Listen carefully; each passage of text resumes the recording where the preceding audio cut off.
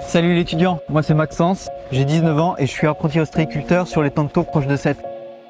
Venez avec moi, je vous emmène sur le bateau.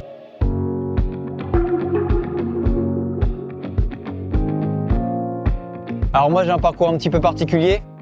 Je viens de Belgique, on était vraiment dans la ville. Durant les années Covid, on a eu besoin de respirer, on en a eu marre, on est descendu. Ma famille l'a suivi, c'est vraiment moi qui a donné l'idée. J'étais en quête de sens, je voulais me rapprocher de la nature. Donc là moi je suis en BTS aquaculture, c'est sur 2 ans. C'est 2 semaines à l'école et 2 semaines en entreprise. Donc moi je suis chez Steve, il a énormément d'expérience, beaucoup de connaissances. Et il a énormément envie de partager et c'est parfait pour la transmission.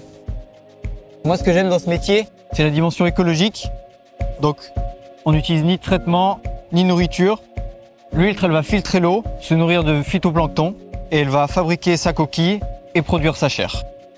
Ça va favoriser l'éclaircissement de l'eau, le développement de la biodiversité aquatique. Elles absorbent énormément de CO2. C'est une espèce sentinelle et c'est un bon indicateur de la qualité de l'eau. Être ostréiculteur, c'est aussi valoriser un savoir-faire français.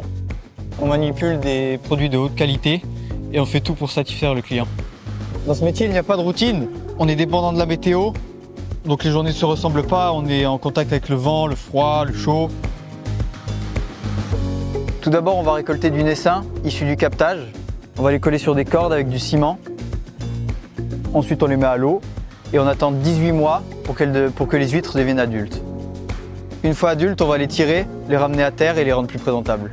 Donc on les détroque, on enlève les algues, la caillasse, on les trie par taille. Ensuite, on les ramène pendant 2 semaines sur l'étang en poche pour qu'elles refassent leur coquille et qu'on puisse les vendre sur les marchés. Donc pour ce métier, il faut être rigoureux. On manipule un produit d'exception. Il faut avoir une très bonne forme physique et il faut être débrouillard pour réparer les machines, etc. Pour moi, la suite, l'idéal, ce serait de reprendre l'exploitation de Steve. Il va bientôt être en retraite. Dans ce secteur, la retraite elle est à 55 ans. En ce moment, il y a énormément de départs, donc ça peut ouvrir beaucoup de perspectives.